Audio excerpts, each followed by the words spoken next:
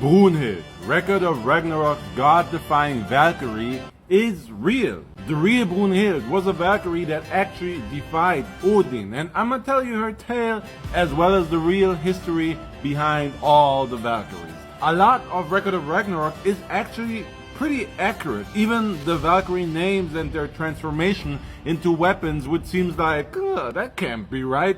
That can be traced back to historical origins, but I'll get there in time and in detail. Oh, and by the way, I'm sticking to the anime, no manga spoilers. In Records of Ragnarok, there are 13 Valkyries. In the real Northern mythology, there is no set number of Valkyries, but it's commonly accepted that there are like 300 Valkyries with either 9, 12, or 13 leading them. The real Brunhilde is not that leader, but she's one of the more famous Valkyries because she defied Odin, the northern god of gods, when he asked her to settle an argument between two kings, and she sided with the king that Odin wasn't feeling. And as punishment, the immortal Valkyrie Brunhilde was turned into a mortal and placed into a ring of fire where the fire was tall as a wall in an eternal slumber, only to be awakened by a brave hero that can cross the wall of fire and kiss her, and yes, that's the inspiration behind Sleeping Beauty. In fact, the true story of Brunhilde is so epic that it's worth its own video, so let me know in the comments if you want to see that. So the actually god-defying Brunhilde makes for a logical, good leader in the context of the anime, but in truth, the only one that could be considered the leader of the Valkyrie is the goddess Freya. You see, the job of the real Valkyries is just like in Records of Ragnarok, to bring back the greatest warriors into the afterlife.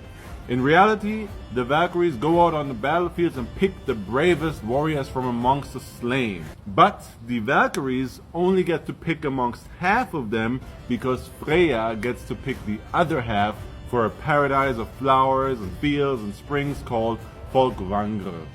I don't know how to pronounce that. So that's why she could be considered the Queen Valkyrie. The half that the actual Valkyries pick, swooping the battlefields on their winged horses, winged boars, winged wolves, or flying with wings of their own, depending on what northern mythology you're in. They pick their half of the warriors for Odin, and their choices are taken to Valhalla, where they become so-called Einherjar, which is actually the same term used in the anime, which translates to Army of One. In Valhalla, these Einherjar are destined to fight every day, are healed at the end of every day, and then drink all night. And this is repeated over and over because that's what great warriors like to do.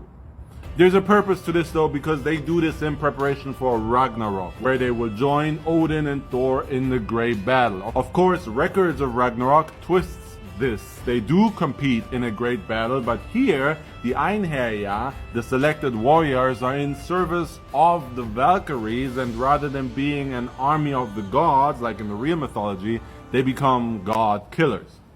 Neat twist.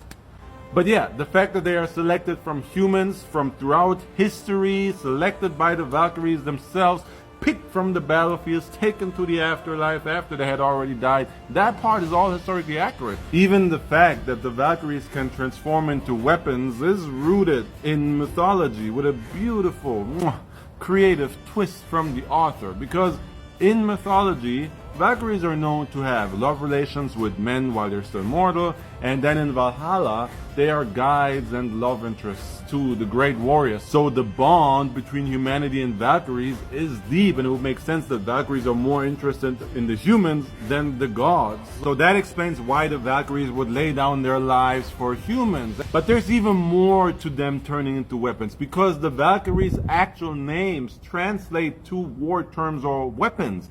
Rangrid, who becomes a spear for Lubu, actually means shield destroyer, so it's very fitting that she can shatter Thor's shield. Reginleif means daughter of the gods or power trace, so how very fitting that she would help Adam, the son of God, trace Zeus's power to emulate it. And as for Hrist, who becomes Kojiro's sword, her name translates to the Quaking One, so how do you feel that's represented in the battle? Drop a comment, let me know your interpretation of that. Oh, and by the way, for everyone that likes foreshadowing, Brunhilde or Brunhilde means armor battle or bright battle. So foreshadow from that what you will. And I want this video to foreshadow us hitting that 500K. So if you like that, you like this video, or you like me talking about mythology and the history behind manga and anime, do know that I do this every day. And if you follow, then I'll see you tomorrow. Alright? Alright.